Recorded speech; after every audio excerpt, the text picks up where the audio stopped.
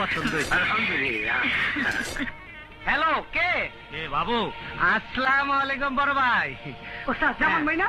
হ্যাঁ minister telephone করছে, minister. এই বস তুই এখানে। হ্যাঁ বড় ভাই, বলেন বলেন। আরে তোমাকে তো খুঁজেই পাওয়া যায় না। বড় ভাই, আমি একটা বিয়া নিয়ে ব্যস্ত, মাইয়া দেখতেইছি বড় ভাই। গতকাল কমিশনার আলম অফিস ভেঙেছো? জি ভাঙছি। কি জন্য অফিস ভেঙেছো? বড় ভাই, এটা আমার নিজের ব্যক্তিগত ব্যাপার, আমার লোকাল এলাকার ব্যাপার। এইটার ব্যাপারে কোনো মাথা কামাইবেন না। মাথা ঘামাবো না মানে? তুমি যা খুশি তাই করবে?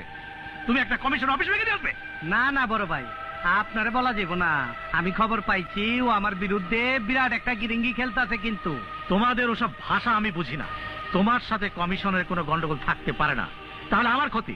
তোমার সব লোকজন নিয়ে আমার বাসায় চলে এসো। ঠিক আছে, আপনি বললে তো আমি না আইসা পারি না।